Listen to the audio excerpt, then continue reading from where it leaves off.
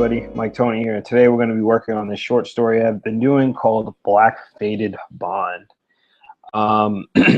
Instead of just doing some form of a traditional tutorial, I'm just going to do a quick inking here, and we'll just see how much we can get done in about an hour or so. And I'll just run you through my process of inking and kind of how I like to go about the whole inking process. So might as well just start off with page 1.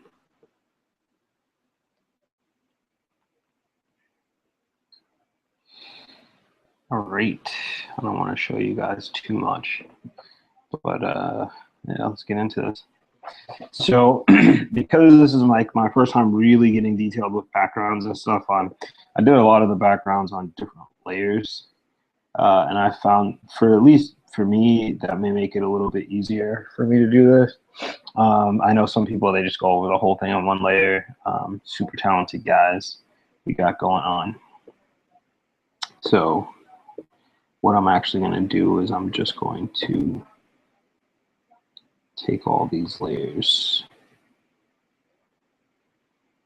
Let's see here.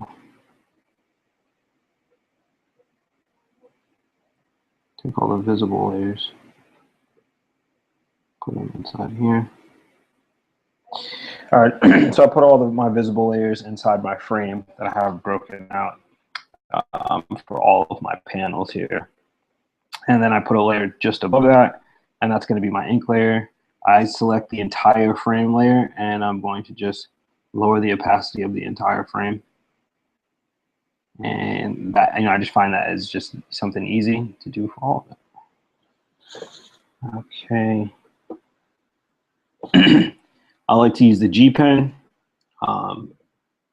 My brush size, I try to keep it between 8 and 10 pixels. Really, that's just a style thing. That's not something that's like a standard or rule. There are some people who have a much thinner inking style, and for me, I'm not too great at it, so I haven't really tried it much. But I will try to transition actually to a smaller inking G pen.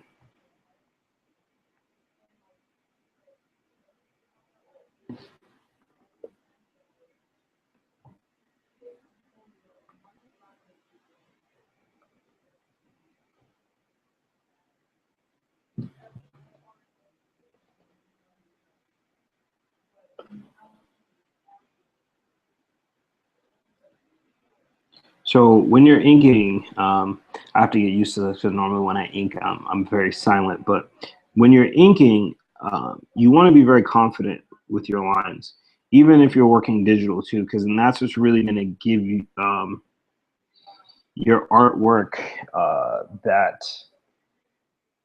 I want to say like kind of solidness, but like it's going to stop from your artwork looking so sketchy when you try to do really confident lines. And I'm not saying make the lines extra bold, but I mean just kind of like make deliberate, just full lines.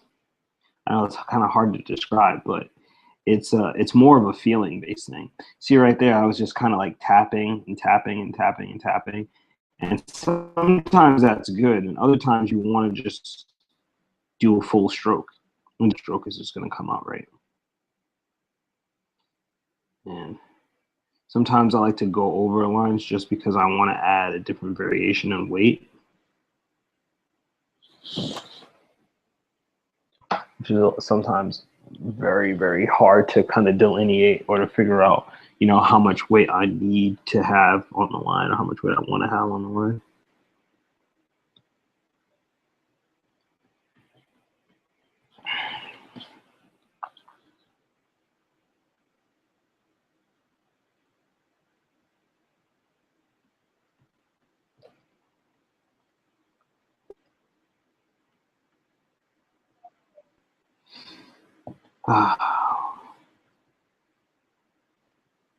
Art of inking. I need much practice at this. What I've been learning with inking is like you really want to play with, I'm actually changing this up a little bit on the fly. But you really want to play with your variation. I think that's what really makes the inking inking better is when just the lines kind of vary. Not that it's not so that it's messy, but just so that not everything is the same width. Like the line isn't the same width. That's kind of how you get that coloring book kind of inking, where it doesn't really look interesting. And my first couple times inking, I was wondering why, like, man, why does my stuff look like a coloring book? Why is it so boring and bland? And a lot of it is because I wasn't really adding variation um, in my inking process. And even now, still not adding enough variation, but it's just more practice. Because I'm drawing and sketching more every day, I'm actually not doing as much finished rendered work, not doing as much inking on a day-to-day basis. And that's something I really want to figure out a way to work into my schedule of drawing. I just feel sometimes that I'm practicing bad habits if I go too far along too fast, opposed to kind of working on my fundamentals for a certain amount of time. So just something I need to kind of work on and consider.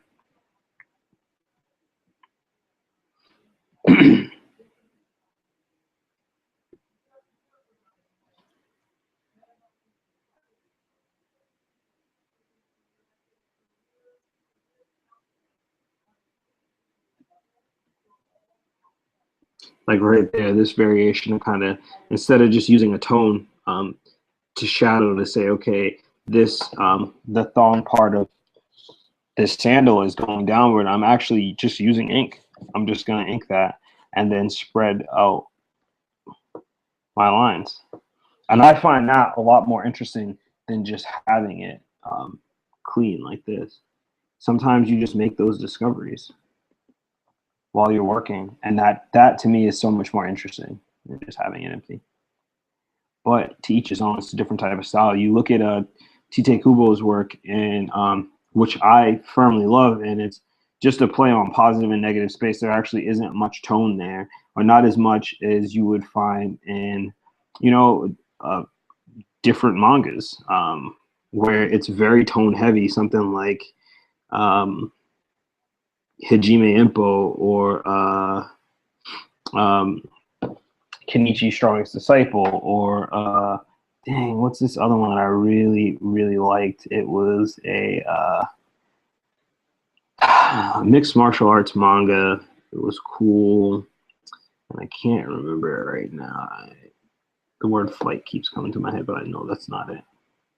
But that was a good one. It just used a lot of toning, and it almost seemed like the person was actually, or the mangaka was actually using at some point like watercolors to a certain degree.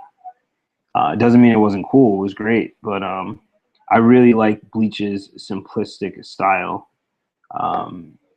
I've just always been in love with that. Even as a designer, that's something that I firmly preach is just the simplicity is the essence of sophistication. So you can simplify the idea. That's beautiful, because life sometimes is complicated things, or sometimes it's just complicated. So if you can make it simple, it's a beautiful thing.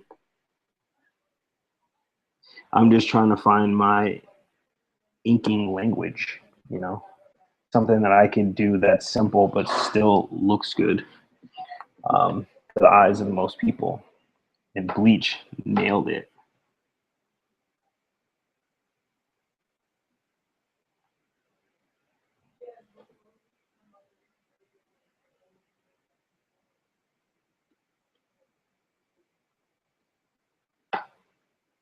And you see these little lines, these little peckish lines that I'm doing are changing kind of direction. That's because I want to kind of, I want to show that this ground is uneven.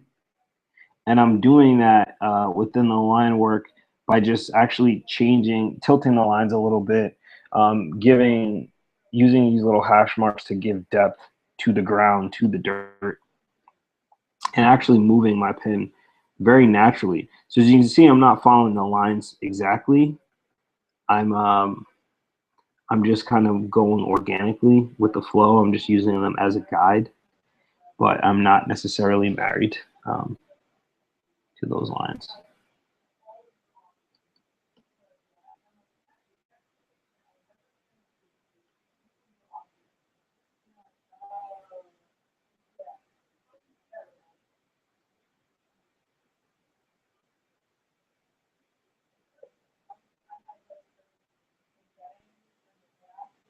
All right.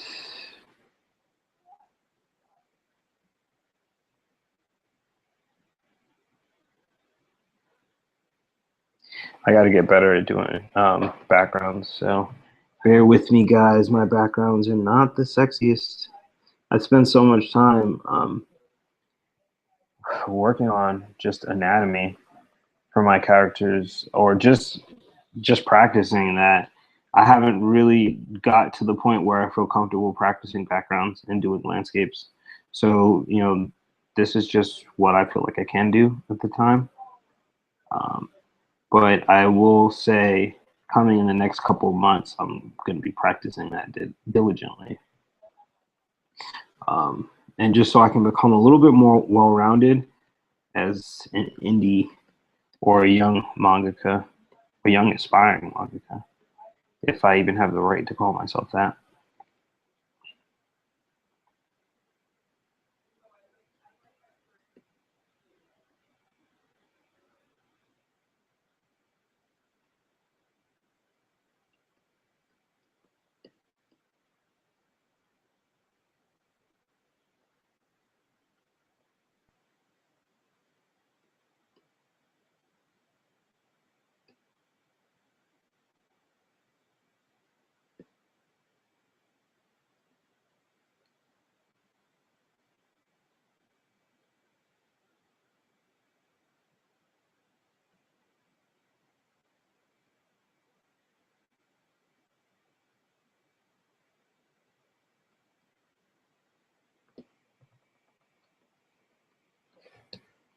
Okay, let's get into these pants a little bit. So everything in this area that's hashed out is basically what's going to be black. Anything that is above that, that kind of looks like this shine area, is actually going to be a gray tone. But I like to do the black and white inks first before I add any tones. And then once I add the tone, once I do the inks and I go and I actually add the tones in, it allows me to just focus on tones.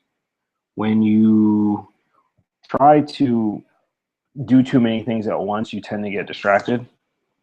So my main focus is like, I can sit here and I can tone and I can ink this entire panel, but then I'll end up, you know, switching to my other tools and then going back to that again. So what I like to do is I like to do all at once, one thing, and then go in and then do the other. So I find that that's more efficient. I find that it's easier for me to handle, but to each his own. And I actually do that for the entire comic. So I don't just do that, like try to do one page fully and then move on to the next one. I ink the entire chapter and then I go back and I retone the entire chapter all at once. And I believe that it helps with cohesion. I think that it actually makes your comic a little bit more cohesive because you're working with everything all at the same time. And then I also believe that it just saves you the time of jumping from tool to tool. I know it might be exciting to like, oh man, if I could just get this done right now, I can see my full page all done and finished. But then it's like, then you have to go back now to your old tools and start over again on another process. Um, but if you feel like that's the way you work best, then work the way you work best. You know, these are just kind of anything that I have to kind of say or talk about is not rule of thumb per se, unless I say, yo, this is kind of a rule or this is kind of a standard. If I don't say that and I'm just kind of talking from my own personal opinion or experience, then, you know, you're welcome to try it your own way. And this whole journey as artists is exactly what it is. It's a journey. So we all have to figure out our own way that we want to do this. We all have to figure out our own the things that we feel comfortable with as indie comic makers or as up and coming artists and stuff like that. And actually, I'm going to go a little bit further and say that as a philosophy to life, man. You have to figure out your own process of doing things, because some stuff doesn't work for you. You know, I had friends in college, like, you know, everybody's like, oh, there's a study time. I have friends in college that could only study at 2 o'clock in the morning. Not like 2 o'clock in the morning before a test, but like it's 2 a.m. and that's the time that they're up. That's the time that they have energy. They're night owls. And like that, you know, that's their workflow. You can't tell them to work another way, or else they're going to work inefficiently and it's not going to work for them. And then what's going to end up happening is their work is going to fail for that. You have to work the best way you can possibly work. That is what's important. Find out your own workflow.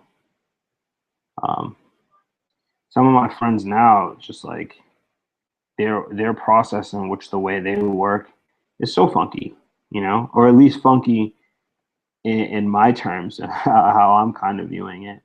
But for them, it's just, that's their swagger.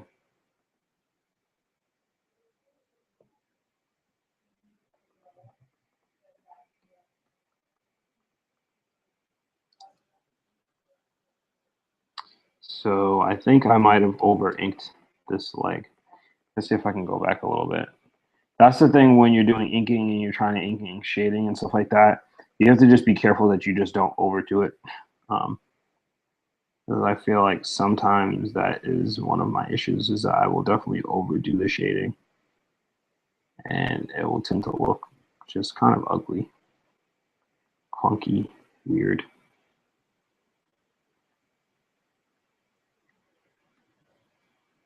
That's another reason why I really like digitals. I'm in the stage where I'm experimenting with everything. So I'm experimenting with tones and how I like to ink, and just the type of pen I want to use to ink with. And if I was doing this traditionally, it would, you know, it would be very costly. And most artists don't necessarily have that money, especially if they're not working in affiliate. They don't have the money to experiment like that. But then also a lot of artists don't necessarily have the money to get a digital tool like a Cintiq or a tablet.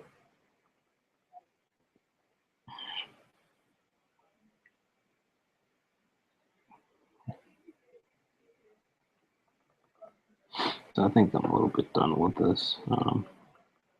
See, I don't like the way kind of this came in, so I'm just gonna make my brush big. And I want these to be more to point. Point is kind of ugly.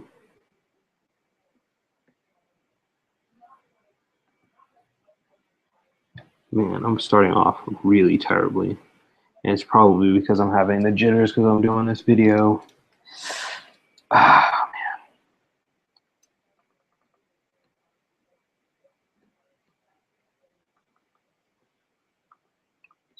I always look back and make sure I'm at size 10 again. This is actually taking me a while now. Hold on one moment.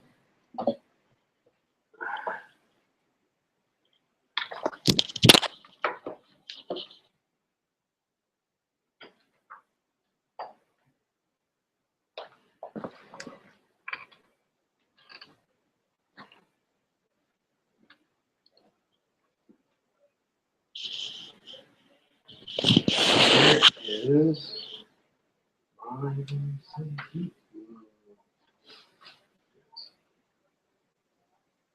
all right.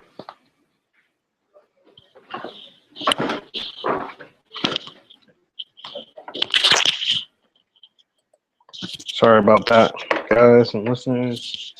I needed my Cintiq glove. My hand was a little sweaty and it kept getting stuck to the screen, so I needed to adjust that for a second. I hope that pause wasn't too long and boring. All right. Okay, this feels a lot better now. Yeah. I can actually get that motion.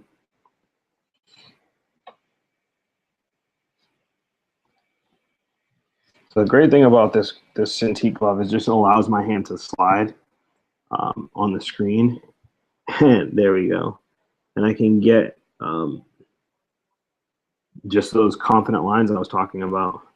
I can really, really feel it now.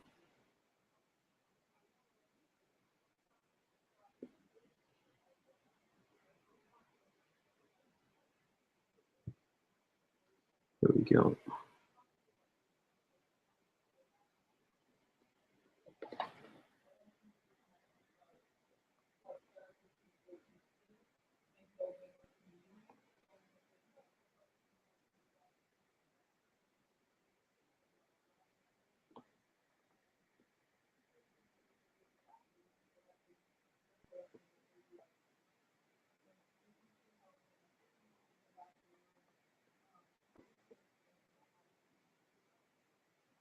All right.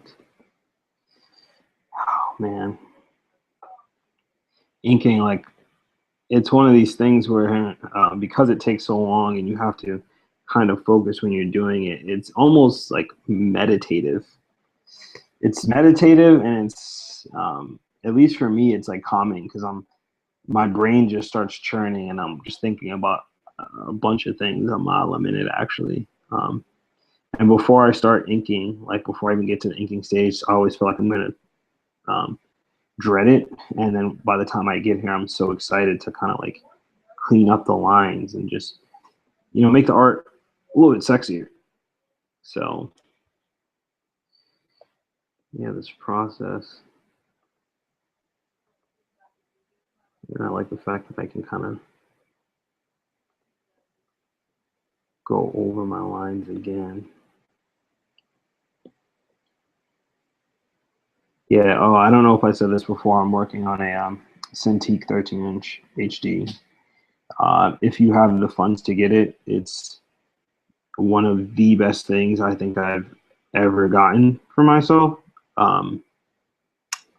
Yeah, it's quite possibly one of the best things if you're an artist. Simply, it just, I don't know, it just makes your life a million times easier. It's a 1-to-1 digital ratio. It just allows you to play with things, and it's such a different level.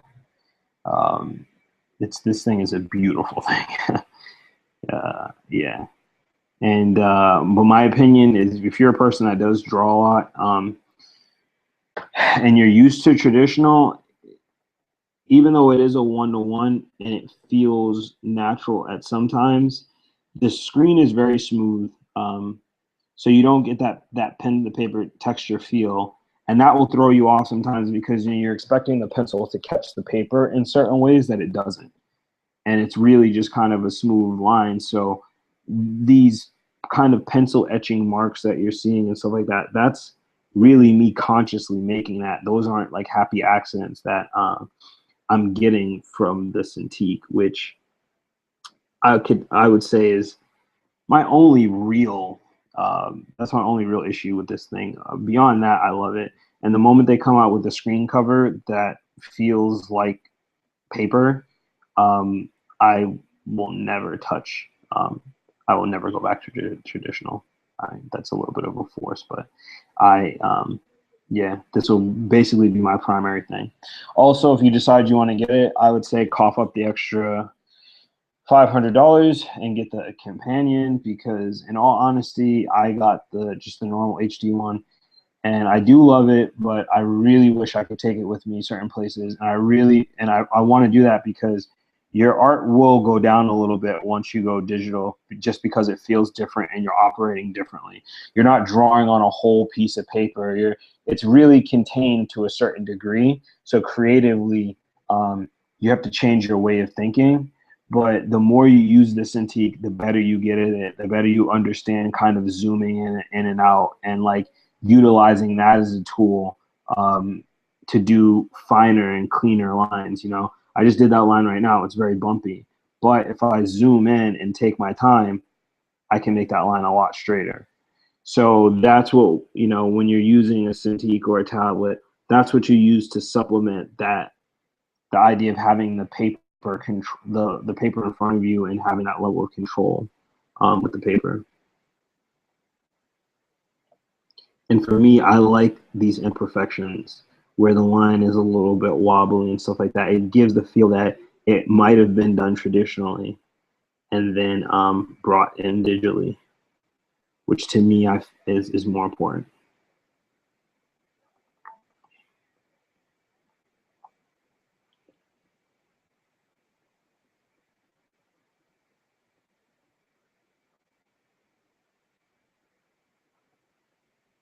Here you go. I also want to just thank anybody who's still watching right now. I really appreciate the support. I really appreciate you guys just taking the time to watch the videos, and I hope the videos are actually helping. If there's anything you guys want to say to me, any comments and stuff like that you want to send me, whether they're good or bad, it's still much appreciated, and I still will use it. Any of the bad stuff you have to say, the things that you don't like, I'll try to use and try to improve to make my videos better. I had someone tell me that my voice is really calming, so my videos kind of put them to sleep.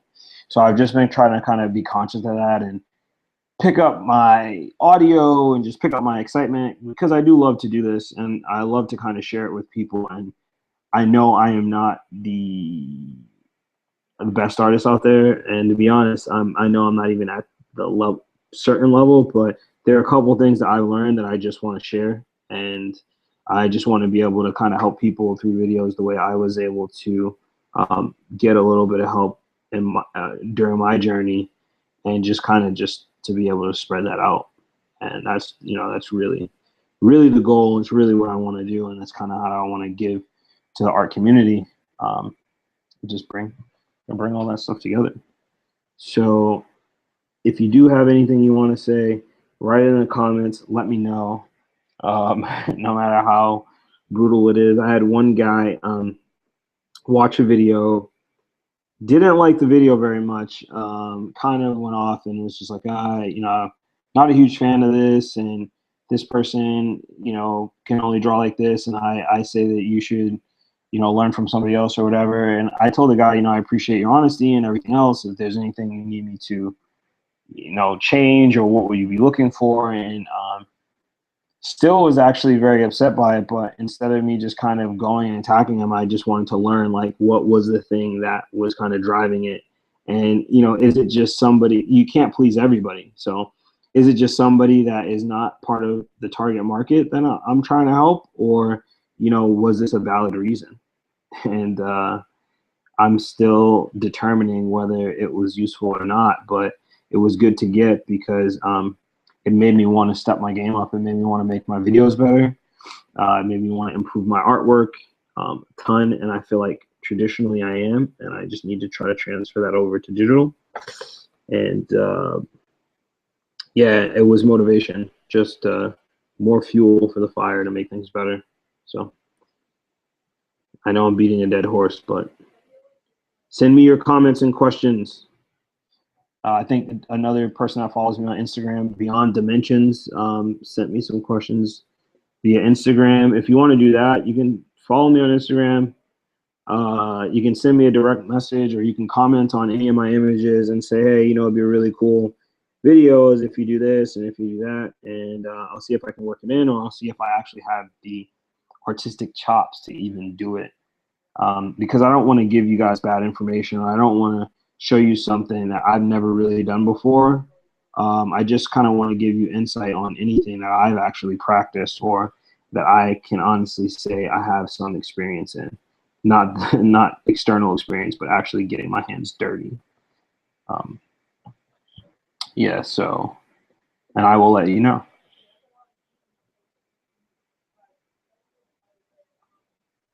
Great. My favorite, the next shadow. And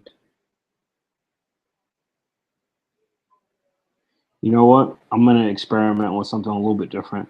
So the next shadow, the line I had is, it's basically the same width of everything that I've been doing. And what I find in other mangas is that it's much thinner, and I don't really feel comfortable working with thin lines. But I think I said this in a different video. The times that I've grown the most is when I've stepped outside of my comfort zone. And so even though I'm not comfortable with these thin lines, I'm actually going to try to use this for my shading for a while, and we'll just see how it turns out. If it turns out bad and it fails, I still have 2 more chapters of this I'm going to do, and I'll practice something else. But at least I can say I've practiced it and I've knocked it out and I got it out of the way. And if it works and I nail it, then that's awesome because, I've tried something new and different. Make sure as artists that you're trying something different for yourself, not just different in the industry. That is super helpful.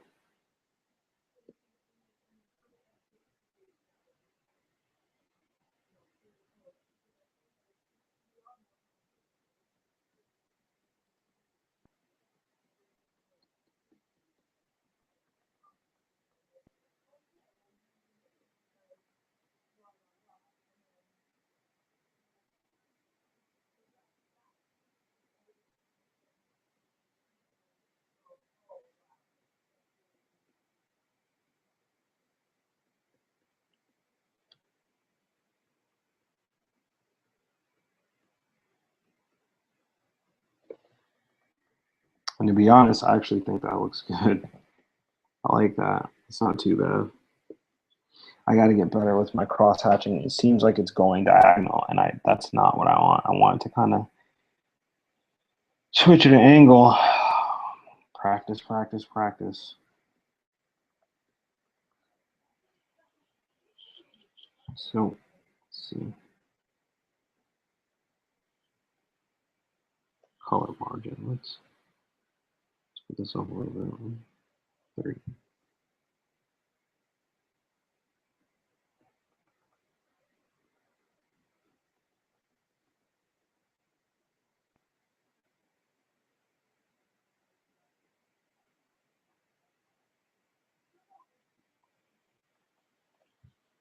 Okay. Close the gap all the way up. This is me closing the gaps a little bit more. Here we go.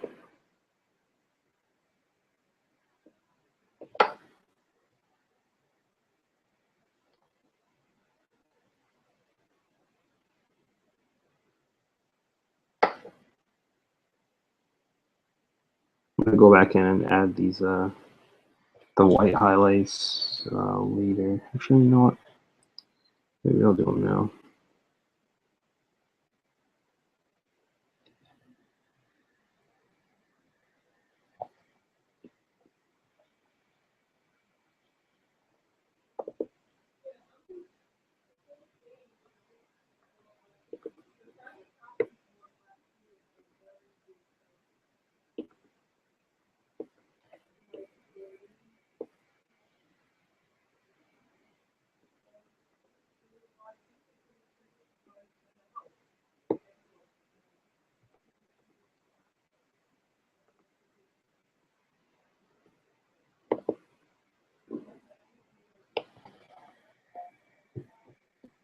Trying to use these deep blacks like a friend of mine,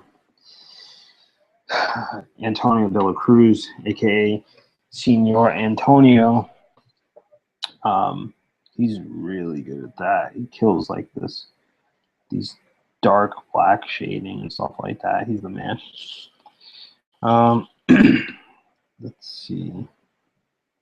Just get this ponytail out of the way.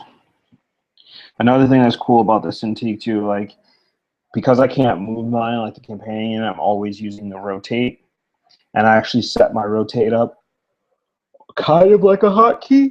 So if I hold shift hotkey that I have here, and then I hit my space hotkey at the same time, it actually gives me the rotate, which then allows me to rotate very quickly on screen, which is, to me, is phenomenal because constantly I need to be turning this damn thing.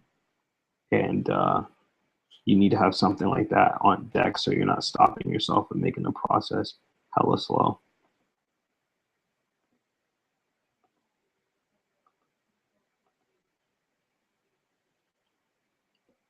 I gotta hit up a friend of mine, Dorothy Blunt, on a hair tutorial. She does really good flowing hair. Like I said that in my last video, but because I'm going to be doing that a lot here, she's definitely someone I should reference.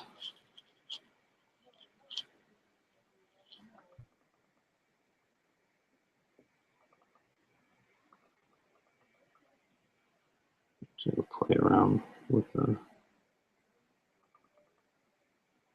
a little bit of this in here.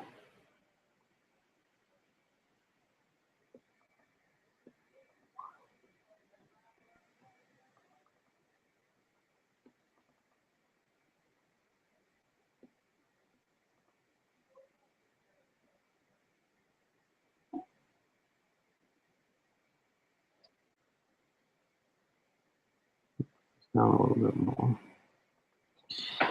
Okay, I can live with this. It's kind of how I feel. All right, let me move on to the next.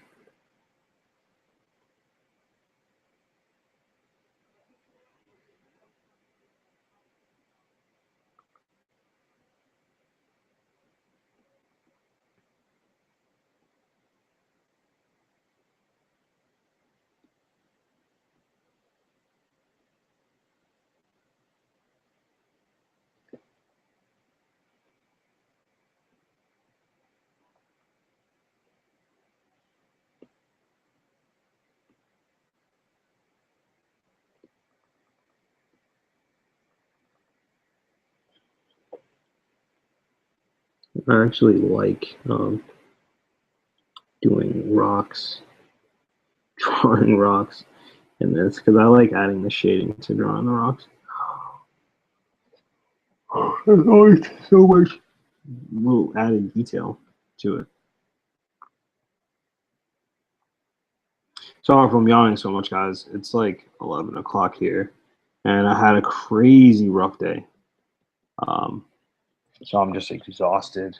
I just haven't put out a video in a while, and I want to do something that I thought you guys might find interesting instead of just throwing up another tutorial, which I will have coming soon. I will be doing a head tutorial, and I will basically it will be in my own style, but a lot of my references or the way I developed this style of drawing a head is by using the Andrew Loomis method, and then making my own adaptations and tweaks to it. So just learning the rules in order to break the rules.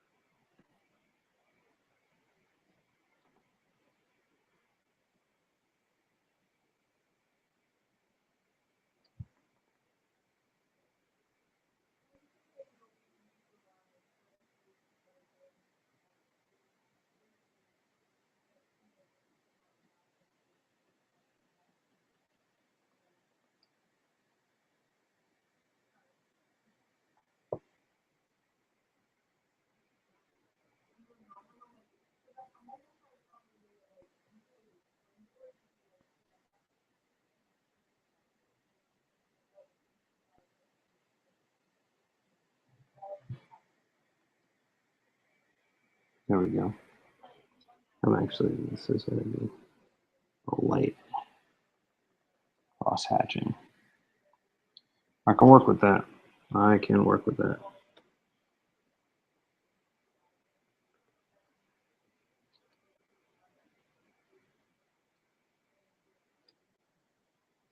Try to avoid repetition when you're doing these, because I mean, even though there's a certain level of symmetry in nature, there isn't that much repetition, and I think that's what will make your backgrounds look more realistic. As you can see, there's a common theme. Excuse me, Jesus. As you can see, there's a common theme when it comes to your artwork, as far as like not trying to make things look to duplicate certain things, because then it looks unrealistic. Even the sides of our faces are not really that symmetrical, unless you're super beautiful or you're Holly Berry and you have the perfect symmetrical face. Yeah, so just try not to copy things too much, or try not to just imitate too many things. Like that little, inking line that I just did, having it go up and then down actually shows a little bit of space. It gives you a little bit of idea that the ground is going back in space underneath him. And then I'll throw a couple of these in here. Some stones up top there, maybe a little tuft of grass. Not even a real tuft either, just kind of like jump through the dirt a little bit. Something that will just break up the monotony of a couple of lines and a rock and a stone here and there. Let me just finish the last stone up here. And I'm actually going to here we go, change the shape of that a little bit. I'm not going to really give it a hard edge. Yeah, give it a soft edge. Yeah.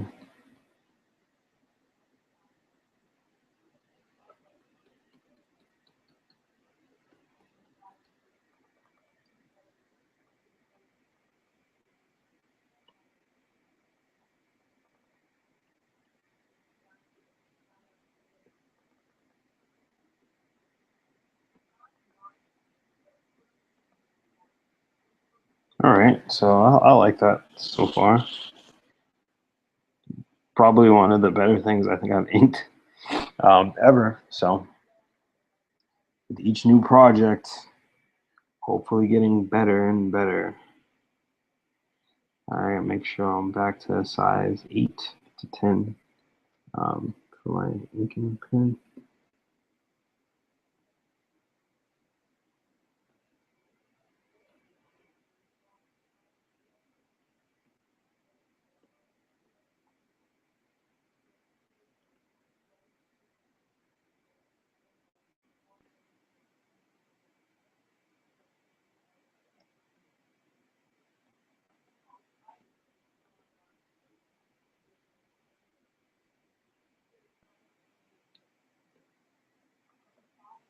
Right.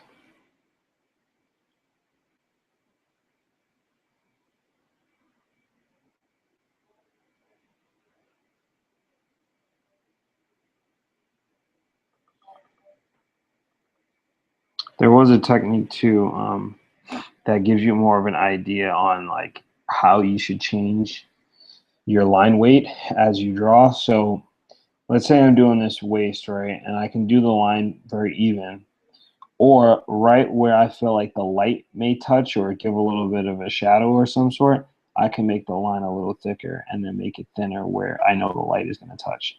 So where I know there's shadow, I just make the line a little bit thicker. And then where I know the light's going to touch, I keep that very thin. And it just kind of gives a rhyme or reason to your inking into your changing of variation.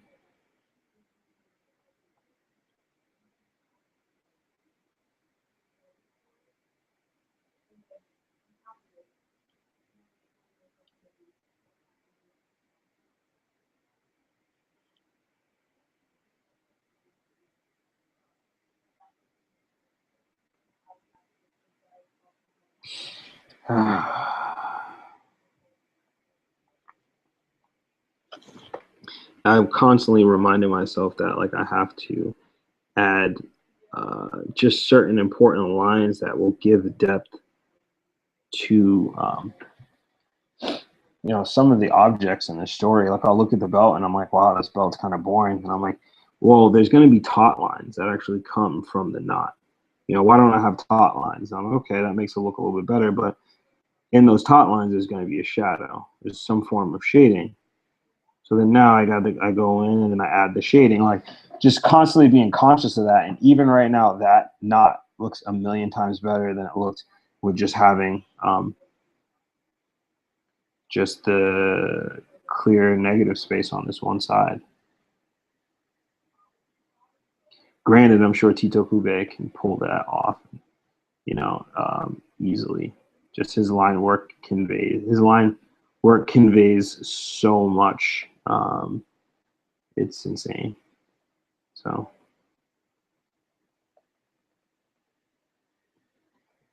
I know I'm not there yet, but that's the goal.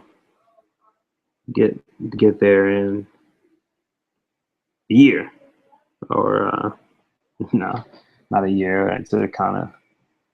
It's a slow practicing game, but I hope to get there sooner than later. I hope drawing every day kind of improves my odds of getting there.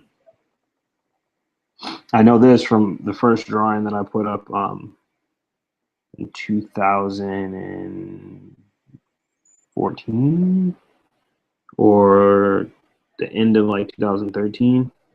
My artwork is 10 times better. And from that day, I decided I'm going to put pen to paper every day, no matter what. So no matter where I am, any vacations that I've taken, I always bring my some drawing utensils with me, or I'll actually bring my Cintiq. And times that I'm in, like in the morning or something, I will get some work done, or I'll just kind of get some artwork in, because it is vacation and I like doing this. So it doesn't feel like work, I guess. More feels like just fun in a different place than I normally walk to work.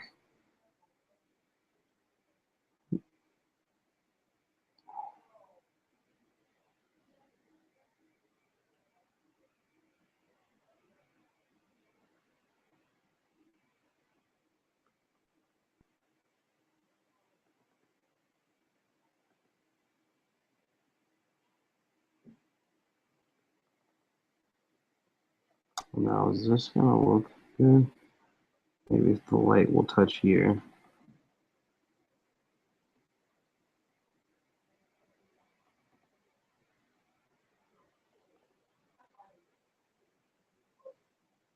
Hmm.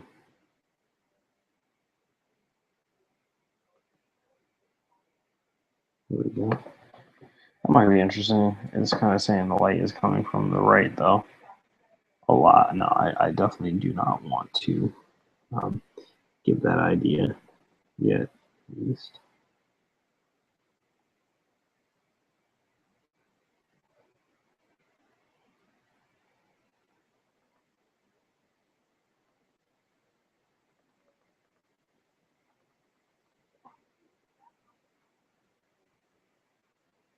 Confident lines, always control. Sometimes it's cool to do a little bit of a like practice where you take your ink pen and you just do a couple swirls and you work on your weight really thick, and that will help you control wise. That's a little practice thing that I like to do. Where did I see that at? There was some artist on YouTube that was doing that, and I just thought, all right, well, that's super interesting, and it seems very helpful. So it has, and it helps me keep in mind the fact when I'm inking that I want to add variation. So I want to have this different look, and I have to remember that, or different line weight as the image starts to develop.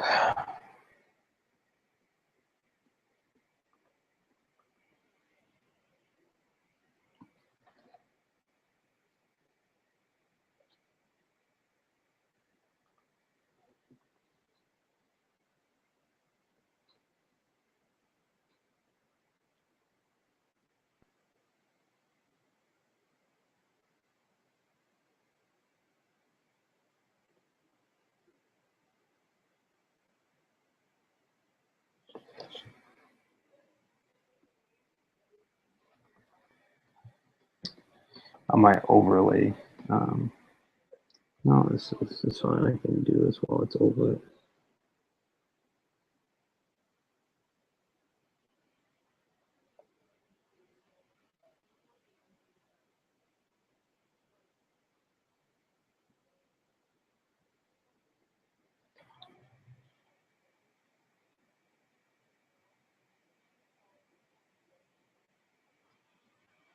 All right, let's see if I can fill this. And bad idea. Make sure that before you decide to do the fill tool, make sure all your lines are closed.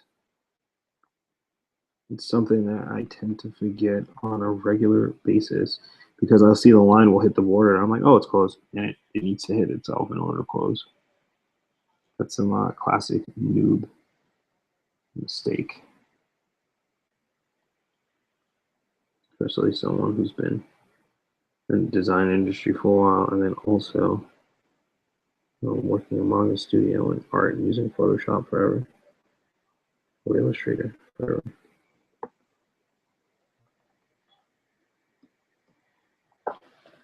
So here, let me just close this off. Close this off too, but that's a big deal. I need to put the color margin down a little bit.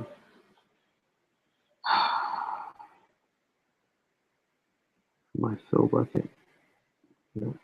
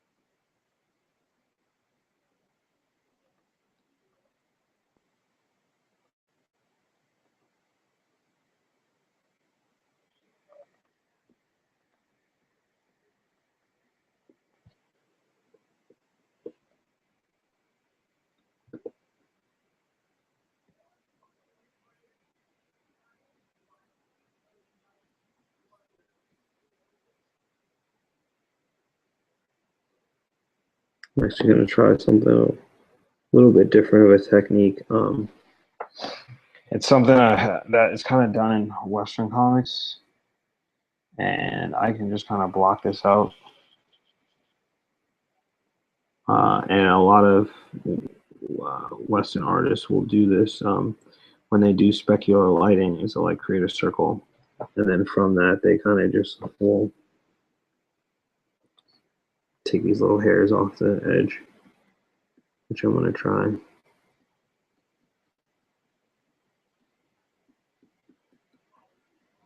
My first time trying this really like this, so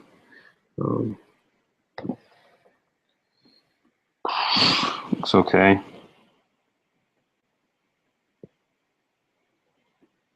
It's a little seedy, like there's like some white spots in there, but I guess when it gets closer to this area, it looks a lot better. I guess I gotta do a bunch of these little ones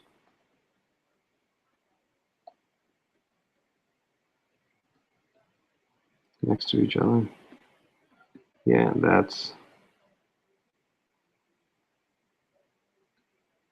actually better.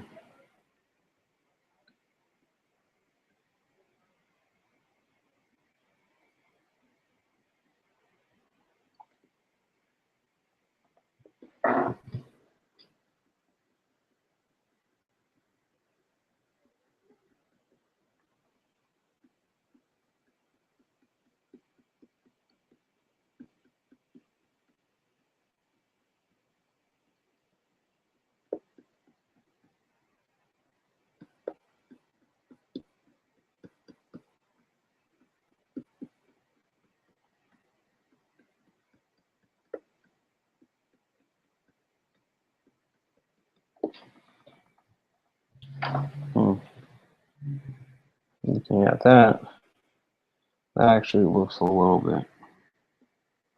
She looks a lot a bit sexier than just having them blocked out. But see, you won't really even see that when the screen tone comes in. So I'm not going to kill myself by doing that, but cool idea to try. Always worth the try.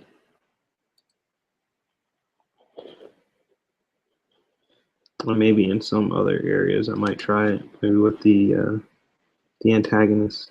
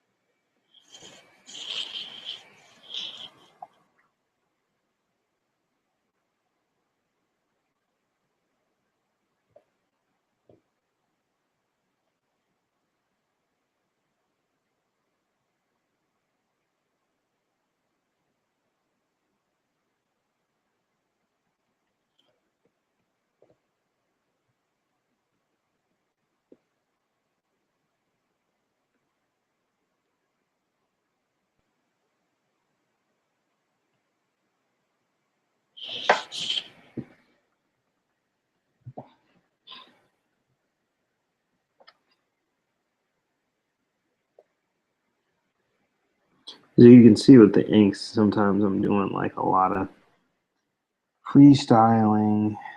Um,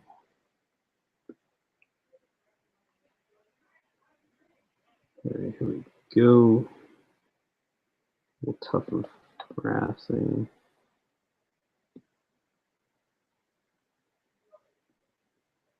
And also too, I'm expecting to add like tone to the ground. So there's certain parts of the ground that are risen, and you'll be able to really get a chance to see that when I add the screen tone in. You know, if these bumps aren't really giving the idea off.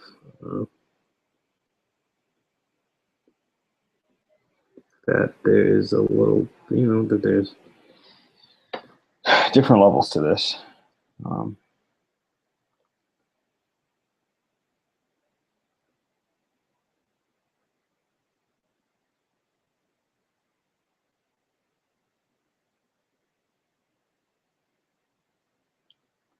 So I just threw that bump there very liberally. I felt like that kind of needed something in that space, and I like it.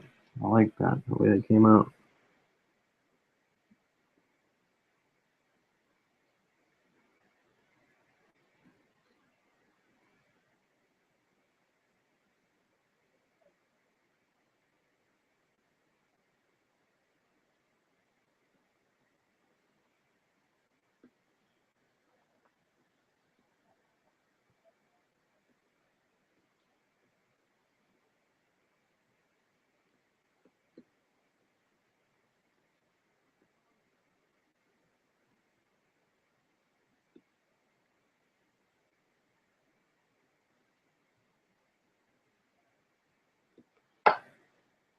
Also, I don't think I mentioned this earlier. For my backgrounds, I'm actually using a thinner brush. So if in the foreground, if I'm using a five, I mean, excuse me, in the foreground, if I'm using like an 8 to 10, for the backgrounds, I normally switch over to about a 5. Um, the highest I'll go will probably be a 6, and the lowest I'll go will probably be 3. Um, and what that does is that just makes your foreground objects, so you know, your main character or in something that's being thrown or debris or whatever it is, anything that you want to focus on more, that tends to be pulled forward. And you know, so far it is a good practice to use, but it's not something that everybody does. You know, like I said, you look at the greats, these guys who you want to imitate, they don't always do that. Um, I know, just to reference Bleach again, there are some scenes where the line weight is exactly the same, but just based on the tonation and the way the characters are drawn, you can't tell like the foreground character is the foreground character because of the composition and their technique of using the rule of thirds and so on and so forth. So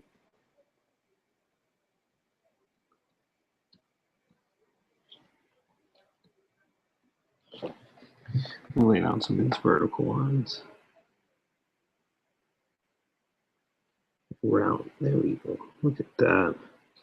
Kind of round it out. That looks way better.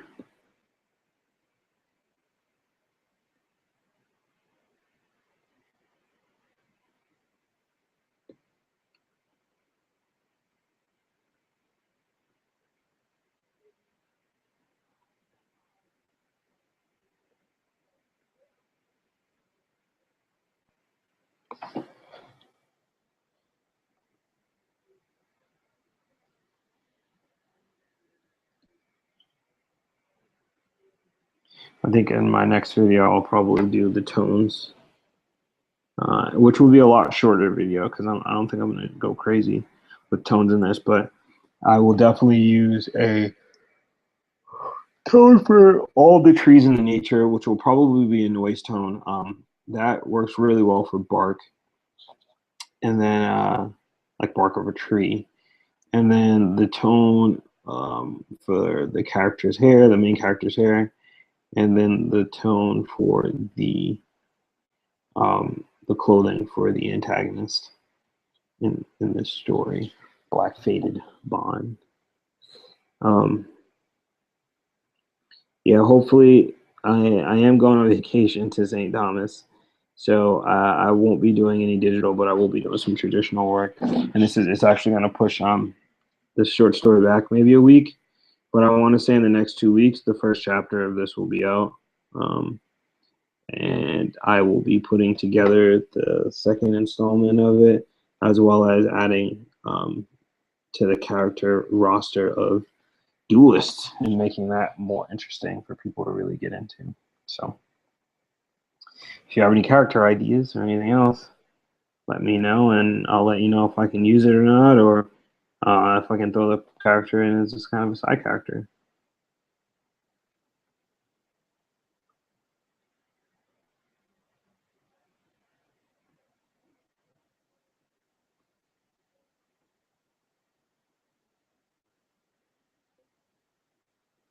I know we're running past the hour point. I just don't want to stop in the middle of this panel. So once I'm done kind of inking this panel, then I will stop and sign off.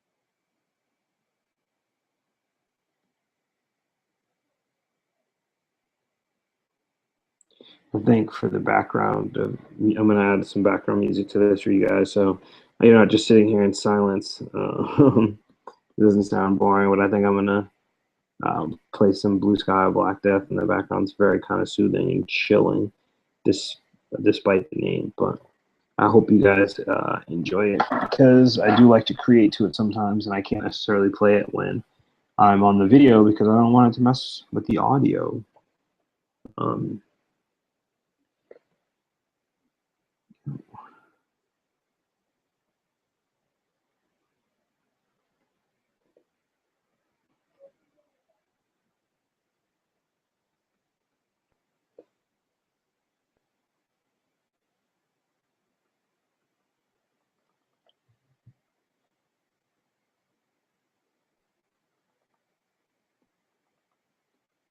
This big oak tree.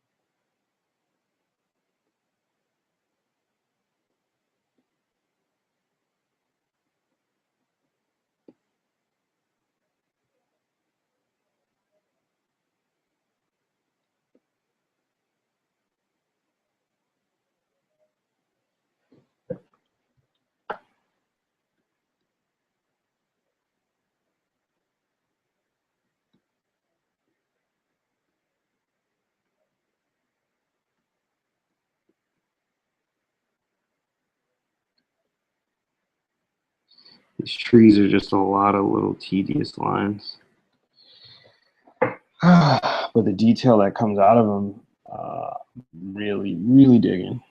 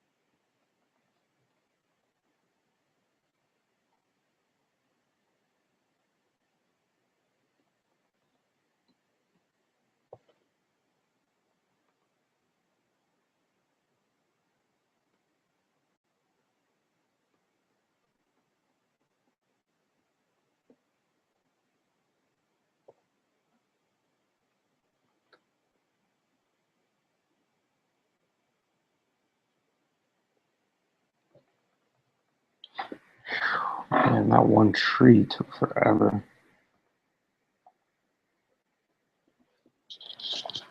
All right, guys, I'm almost done with this panel. Bear with me. But I think I'm getting a lot of good variation in the line and stuff like that, and I think I'm showing a lot of kind of important stuff as far as just like the way you need to think about the actual artwork, and the way you're kind of like handling the lines. Like for me, like I'm inking forward in a sense, and the reason why I do this is because it actually allows me to see the line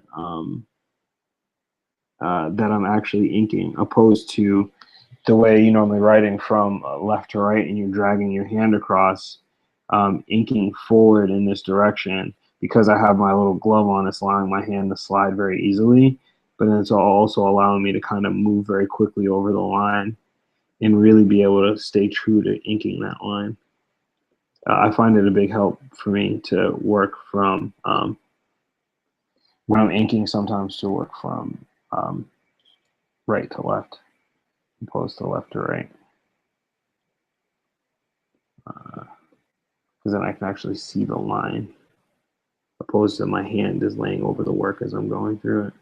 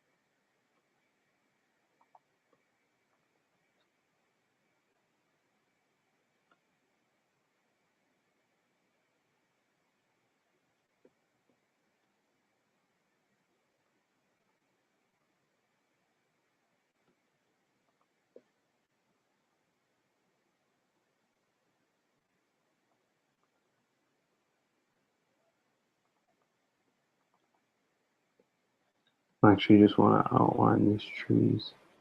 Because this tree is in the foreground, I'm actually going to improve the thickness of it.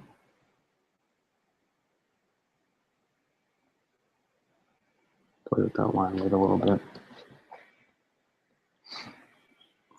Knock these trees out.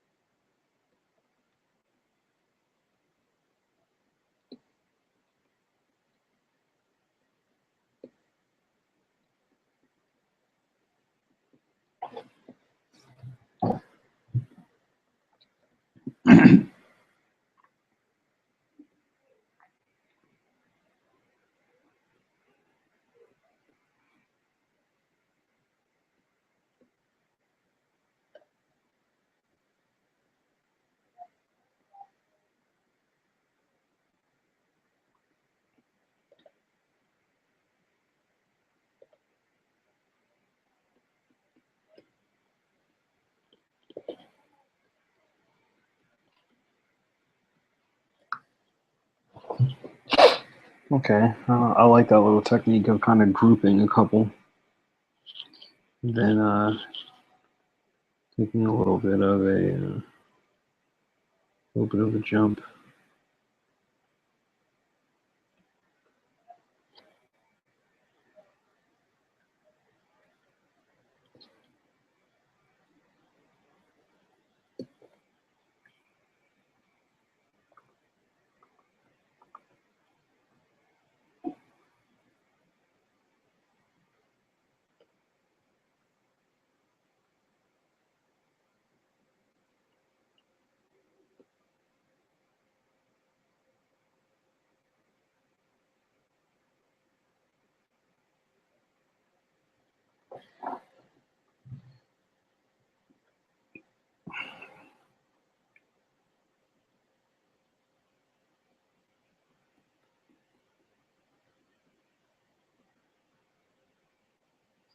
I actually like to do some of this like kind of black shading a little bit, like for the holes in the trees. I like to just kind of do that manually. I feel like it gives this off the illusion that the light is kind of shining into the tree a little bit. For me, it's I don't know. I like that. I like the little bit of a light that gets a chance to shine through, or it looks like it's shining through.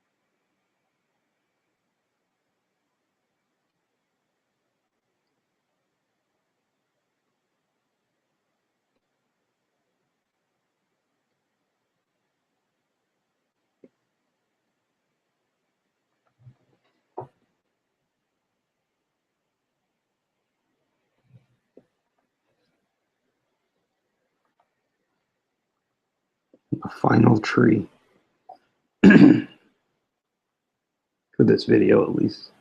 I'm probably going to stay up for another hour, 2 hours inking this. Maybe I'll be able to get 1 or 2 pages down.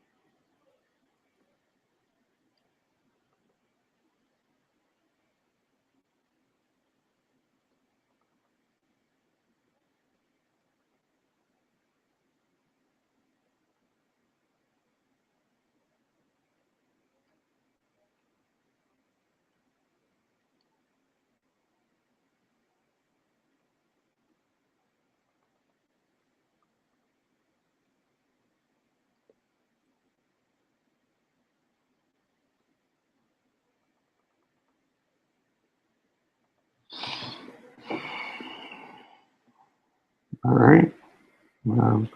Besides besides these little tufts of grass here, I am going to add in a little bit of.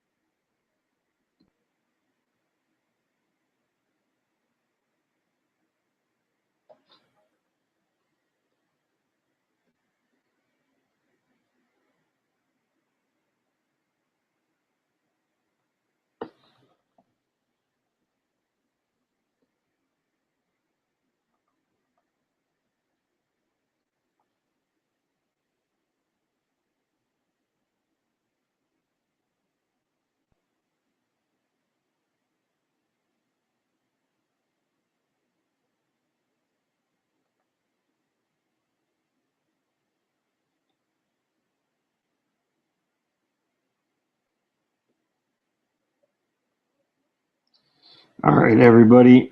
That's going to be it for today. I just wanted to do these two panels.